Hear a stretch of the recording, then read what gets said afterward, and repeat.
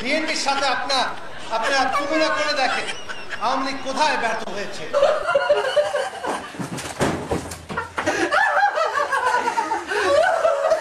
বিএনপির সাথে তুলনা করলে কোনো ক্ষেত্র নাই যেখানে আওয়ামী লীগ যে পরিমাণ সফলতা দেখিয়েছে 4 বছরে, বিএনপি তাদের 2 টার্মে এতটুকু সফলতা করতে পারে।